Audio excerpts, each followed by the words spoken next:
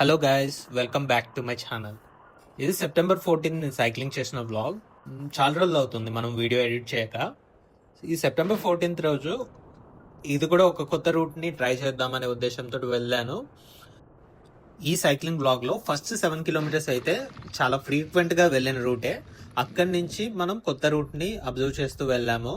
ఇది మనం జనరల్గా వెళ్ళే రూటే నారాయణగూడెం. ఫస్ట్ 7 కిలోమీటర్స్ అన్నాం కదా, ఇది మన ఫస్ట్ కిలోమీటర్. సో అప్పుడే సన్ రైజ్ అవుతుంది.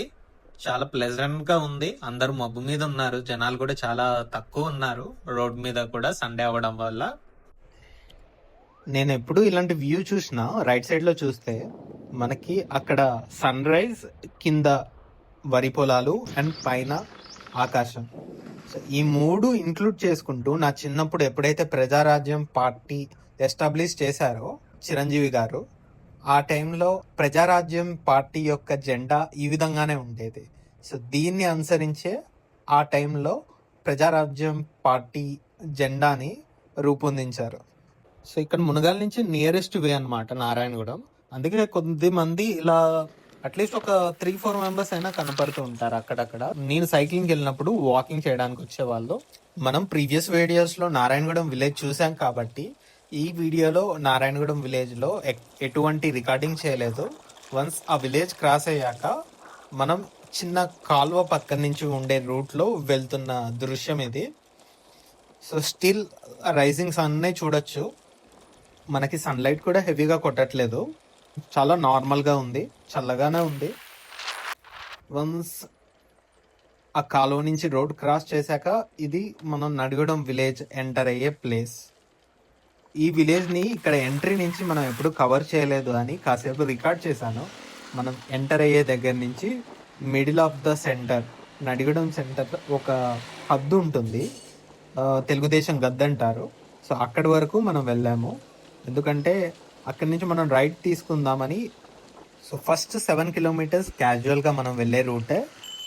ఆ 7 కిలోమీటర్స్ దాటాక కొత్త రూట్ అన్నాం కదా, ఆ రైట్ తీసుకునేది కొత్త రూట్. ఇదే ఆ రూట్ అనమాట. రైట్ తీసుకున్నాక ఇక్కడ నుంచి మనం చాకిరాల అనే విలేజ్ కి వెళ్ళొచ్చు. నడిగూడెం విలేజ్ కి ఎన్నోసార్లు వచ్చి ఉంటాను, కానీ ఈ టైప్ రోడ్స్ కానీ ఇక్కడ కూడా విలేజ్ స్ప్రెడ్ అయి ఉంటుందని నాకు తెలియదు. ఇక్కడ నుంచి ఆల్మోస్ట్ ఒక 300-400 మీటర్స్ వరకు కూడా అన్ని ఇల్లులు అయితే ఉన్నాయి. రోడ్ మాత్రం కొద్దిగా అధ్వానంగా ఉంది.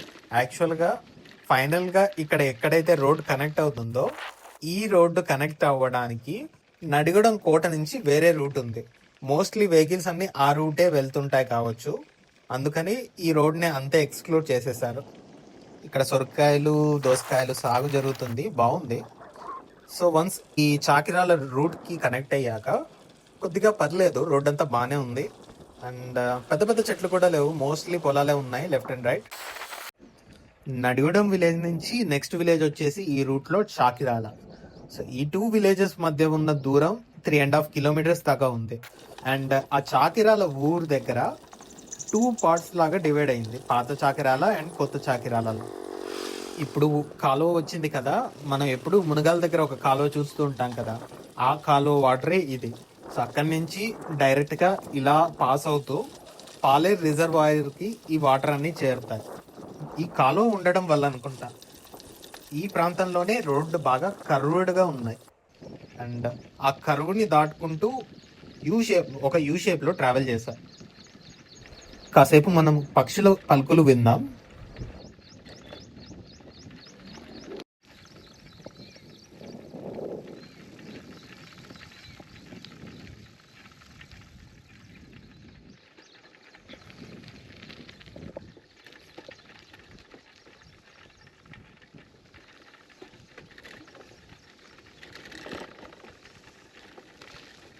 ఇక్కడ చెట్లేంటి గుబురుగా ఉన్నాయి అని అనుకున్నాను. అలా చూస్తూ అబ్జర్వ్ చేస్తూ వస్తుంటే నాకు తెలిసింది ఏంటంటే ఇది పల్లె ప్రకృతి వనం చాకిరాల గ్రామం అని రాసింది.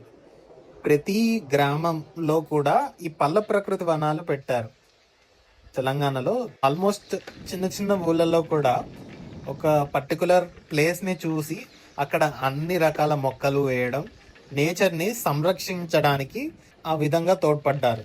అలానే మనం స్ట్రైట్ గా వెళ్ళుంటే చాకిరాల విలేజ్ వెళ్ళిపోయే వాళ్ళం.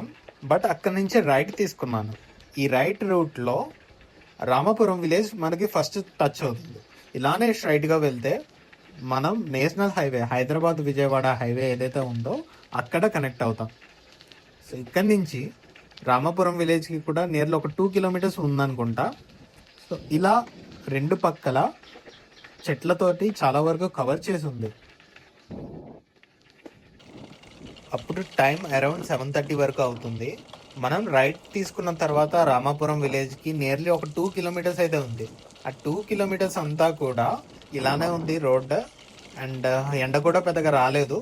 జస్ట్ అలా లైట్గా క్లౌడీ మూమెంట్ కనపడుతుంది ఆకాశంలో అంతా. ఆల్మోస్ట్ రామాపురం విలేజ్కి దగ్గరకు వచ్చేసాం ఇప్పుడు. ఇదే ఎంట్రన్స్. సో ఇది తెలంగాణ క్రీడా ప్రాంగణం రామాపురం నడుగుడం మండలం అని రాసింది అక్కడ.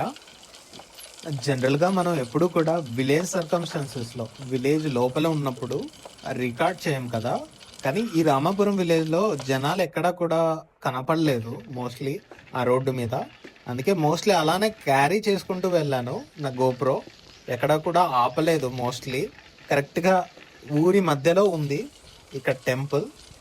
అలా నేను పాస్ అవుతున్న 1 కిలోమీటర్ వరకు కూడా ఈ విలేజ్ లోపల అన్ని హౌసెస్ బాగానే ఉన్నాయి, పెద్దగానే ఉన్నాయి. ఇంత లోపలికి కూడా ఇన్ని ఎక్కువగా ఉంటాయా హౌసెస్ అని నాకు అనిపించింది.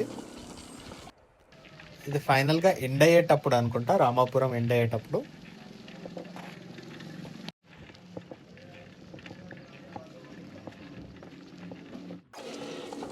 కంపేరిటివ్లీ రామాపురం విలేజ్ పెద్దగానే ఉంది.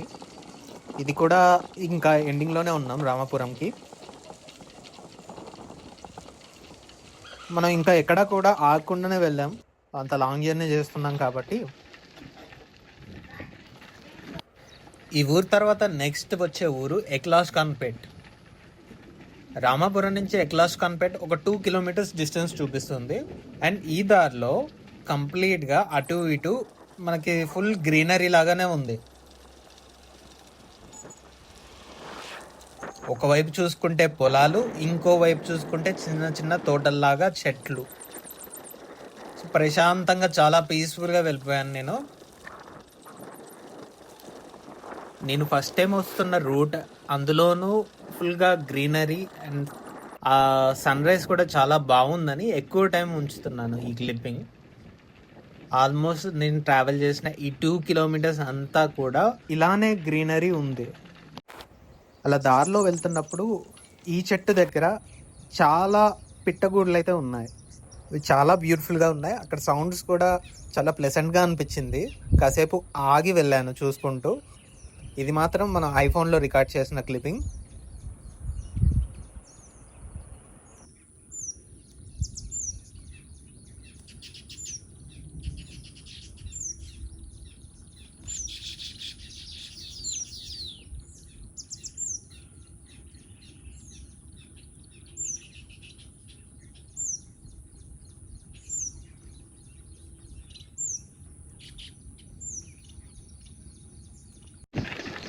ఇప్పుడు మనం ఎక్లాస్ ఖాన్పేట్ విలేజ్కి అయితే ఎంటర్ అయ్యాము.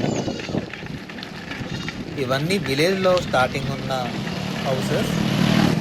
ఇక్కడ ఈ విలేజ్లో భూమారంగా ఫంక్షన్ హాల్ అని కనపడుతుంది. విలేజ్లో చిన్న వేర్ హౌస్ టైప్లోనే ఉంటాయి మోస్ట్లీ ఫంక్షన్ హాల్స్ చిన్నగా. అదే సిటీల్లో కానీ టౌన్స్లో కానీ చూసుకుంటే చాలా అఫిషియల్గా పార్కింగ్తో సహా ఉంటుంది. ఇక్కడ మాత్రం చిన్న గోడౌన్ లానే మనకు కనపడింది. నెక్స్ట్ ఈ ఊళ్ళోనే ఇక్కడ రైట్ సైడ్లో చూసుకుంటే తెలంగాణ క్రీడా ప్రాంగణం. ఎక్లాస్ ఖాన్పేట్ విలేజ్లో కూడా ఇలా క్రీడా ప్రాంగణాలు, అదేవిధంగా చిన్న చిన్న ఊళ్ళలో పల్లె ప్రకృతి వనాలు, ఈ రెండు కూడా చాలా బాగా రన్ చేస్తున్నారు. ఈ ఎక్లాస్ ఖాన్పేట్ విలేజ్లో చాలా వరకు ఓల్డ్ హౌసెసే ఉన్నాయి, చాలా పురాతనంగా ఉన్నాయి కట్టడాలు కూడా. అండ్ ఫైనల్గా ఈ వీడియోలోనే మనకి దగ్గర దగ్గర 10 మినిట్స్ దాకా వచ్చేసింది. ఈ ఎక్లాస్ ఖాన్పేట్ నుంచి మనం 2 వేస్ నుంచి హైవేకి ఎక్కచ్చు. ఎక్కడ మనం టర్న్ తీసుకుందామో మనం నెక్స్ట్ పార్ట్లో చూద్దాం.